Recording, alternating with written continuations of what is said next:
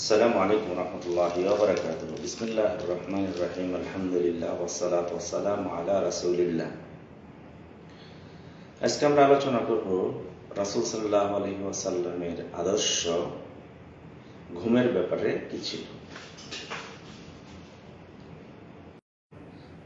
কোরআনে রাত্রিকে আচ্ছাদন বলে অভিহিত করেছেন।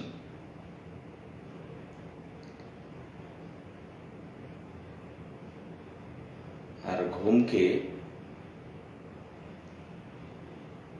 শরীরের জন্য স্থিরতা, অবিচল থাকা, সুস্থ থাকার উপায় অবলম্বন বলে আল্লাহ তাআলা বর্ণনা করেছেন। ঘুমের ব্যাপারে রাসূল সাল্লাল্লাহু আলাইহি সাল্লামের প্রথম নির্দেশনা হলো তিনি অতি দ্রুত ঘুমিয়ে যেতেন। এশার পর যদি এশার সালাতের পর যদি কোনো গুরুত্বপূর্ণ কোনো কাজ না থাকতো, রাসূল সাল্লাল্লাহু আলাইহি ওয়াসাল্লাম এশারের সাথে সাথে তিনি ঘুমিয়ে যেতেন তাড়াতাড়ি। এবং এশার সালাতের পরে গল্প গুজব করাকে রাসূল সাল্লাল্লাহু আলাইহি ওয়াসাল্লাম অপছন্দনীয়, মাকরুহ বলে তিনি উল্লেখ করেছেন। অনেক সময় আমরা আছি, এশার সালাত শেষ হলো, গল্প গুজব শুরু করে দিলাম, কিচ্ছা কাহিনী, বাহিরে আড্ডা, চায়ের দোকানে আড্ডা, এদিক ওদিক। আবার বাড়িতে আসলেও অনেক সময় অমুকে ঘুমাতে যাচ্ছে না, অমুকে যাচ্ছে না, অমুকের এই কাজ, অমুকের সেই কাজ। কাজগুলি দিনের বেলা বা এশার আগ পর্যন্ত সেরে নেই। তো ঘুমটা কি? ঘুমটা আপনার শরীরকে, যেমন আমরা ব্যাটারি রিচার্জ করি, তেমনি আপনার শরীরটাকে ঘুমের মাধ্যমে আপনি সতেজ করে তুলবেন, শক্তি ফেরত নিয়ে আসবেন। ঘুম পরিমিত ঘুম হতে হবে। পরিমিত ঘুম যদি রাতের ঘুমটা হয়, তাহলে শারীরিকভাবে, মানসিকভাবে এবং অর্থনৈতিকভাবেও আপনি উপকৃত হচ্ছেন। রাত্রে যদি ঘুম ঠিক না হয়, তাহলে সকালে আপনি কাজ শুরু করতে পারবেন না। সকাল সকাল আপনি আপনার যে দায়িত্ব কর্তব্যগুলি পালন সকাল সকাল শুরু করতে পারবেন না। আমরা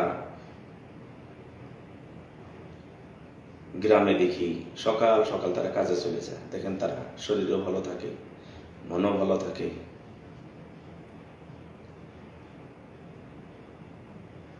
তাহলে কেন রাসূল সাল্লাল্লাহু আলাইহি ওয়াসাল্লাম অতি সত্বর ঘুমাইতে নির্দেশ দিয়েছেন? এবং দেরিতে অনেক সময় এমন হয় যে অতি প্রয়োজন কাজ এসে, সেটা আলাদা ব্যাপার। তো ঘুম আমরা বেশিরভাগ 12টার পরে ঘুমাই, যারা শহরে আছি। যারা গ্রামে আছি, আলহামদুলিল্লাহ এখনো অনেককেই মাগরিবের পরে রাতের খাবার খেয়ে নেন, এশার নামাজ সালাত আদায় করে এসে ঘুমিয়ে পড়েন। কিন্তু শহরে 12টার পরে ঘুমায়, অর্ধরাত্রির পরে। অর্ধরাত্রির পর যদি ঘুমান, তাহলে আপনার ক্ষতিটা কি হয়? আল্লাহ তাআলা আপনার শরীরকে ওজন, সবকিছুর ওজন আপনাকে মেনে চলতে হবে, ব্যালেন্স। আপনি খাওয়া দাওয়া সতেজ খাওয়ায় সব কিছু খেলেন, সবকিছু আপনি সতেজ খান, দুধ সতেজ, মাছ সতেজ, মাংস সতেজ, শাকসবজি সব আপনি সতেজ খান, ব্যালেন্স ঠিক রেখেছেন, আপনার ওজন ঠিক রেখেছেন। কিন্তু আপনার ঘুমের ব্যালেন্স নেই, তাহলে এখানে আপনি এই ঘুমে আপনার শারীরিক কতটুকু ক্ষতি হচ্ছে আপনার খাওয়া দিয়ে কিন্তু সেই ব্যালেন্সটা আপনি ধরে রাখতে পারবেন না। আপনার প্রতিটি পরিমিতভাবে আপনাকে করতে হবে। অর্ধরাত্রির আগের যে ঘুমটি এই ঘুম যদি 1 ঘন্টা আপনি ঘুমান, আর অর্ধরাত্রির পরে 3 ঘন্টা ঘুমাবেন সমপরিমাণ, অর্থাৎ অর্ধরাত্রি ধরেন 12টায় অর্ধরাত্রি হয়েছে, 12টার আগে যে ঘুমটা ঘুমাবেন 1 ঘন্টা, এটা পূরণ করতে 12টার পরে 3 ঘন্টা সময় লাগবে। অর্থাৎ 12টার আগে কেউ 2 ঘন্টা ঘুমিয়েছে, আর 12টার পরে 6 ঘন্টা ঘুমিয়েছে। এই ঘুমের শরীরকে শক্তি যোগানো, শরীরের ব্যালেন্সটাকে ঠিক রাখা, ওজনটাকে ঠিক রাখার জন্য, আবার ওজন বলতে আপনার ওজন ওই ওজন বুঝে না, ব্যালেন্স সমপরিমাণ। আবার অনেকে আছি ফজর পর্যন্ত ঘুমিয়ে যাই, ফজরের পরে আবার ফজর পর্যন্ত জেগে থাকি, ফজরের পরে ঘুমাই। তাহলে অর্ধরাত্রির আগের 1 ঘন্টার ঘুম অর্ধরাত্রির পরের 3 ঘন্টা ঘুমের সমপরিমাণ, আর ফজরের আগের 1 ঘন্টার ঘুম ফজরের পর দিনের বেলায় 3 ঘন্টা ঘুমের সমতুল্য।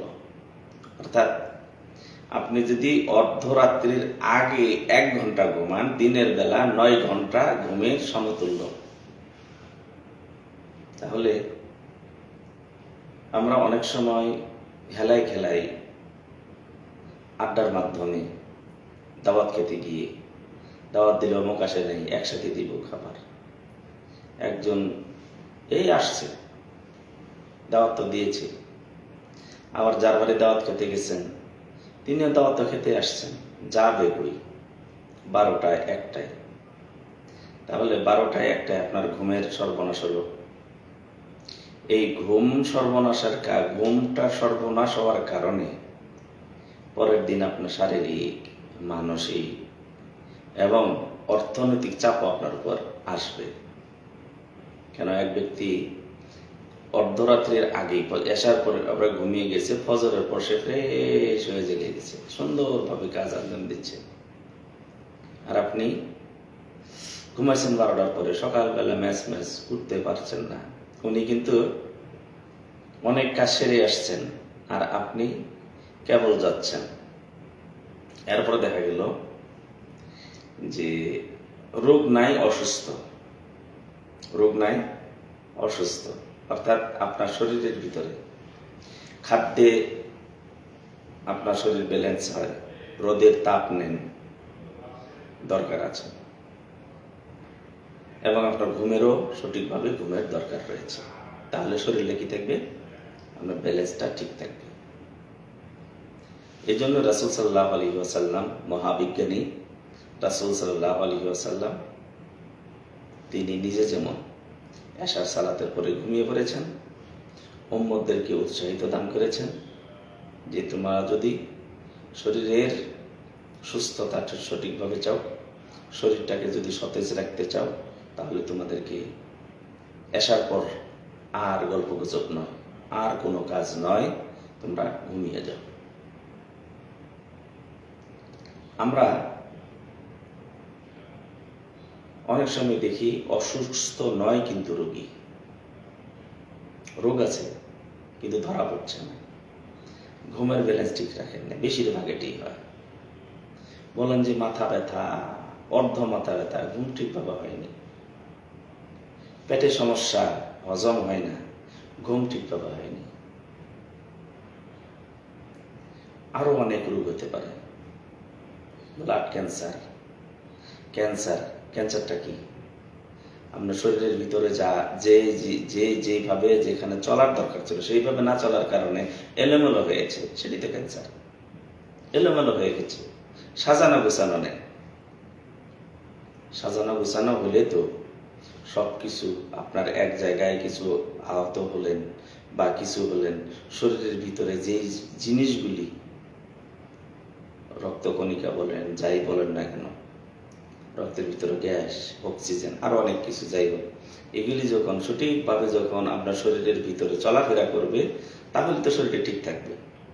অনেক সময় সেখানে বাধাপ্রাপ্ত হয়েছে, বাধাপ্রাপ্ত হওয়ার কারণে সেখানে যে ক্ষত বা কিছু হয়েছে, অথবা ক্ষত কিছু হয়নি কিন্তু বাধাপ্রাপ্ত হওয়ার কারণে ওখানে আসল জিনিস না যাওয়ার কারণে দেখবেন যে একটা কিছু ঘটে যাচ্ছে। এটাই হলো ক্যান্সার। তো যাই হোক, আমরা ঘুমের ব্যাপারে একটু সজাগ হই এবং ঘুমিয়ে কিভাবে রাসূল সাল্লাল্লাহু আলাইহি ওয়াসাল্লাম ঘুমিয়েছেন সেই তরিকে আমরা ঘুমাবো। ডান কাতে ঘুমিয়েছেন, দোয়া পড়ে ঘুমিয়েছেন, ওযু করে ঘুমিয়েছেন, জিকির করতে করতে ঘুমিয়েছেন এবং আমাদের উৎসাহ দিয়েছেন শেষ কথা যেন হয় লা ইলাহা ইল্লাল্লাহ। এইভাবে আমরা ঘুমাবো এবং দ্রুত গতিতে ঘুমাবো। আল্লাহ তাআলা আপনাদের সবাইকে বিদায় করুন। আসসালামু আলাইকুম।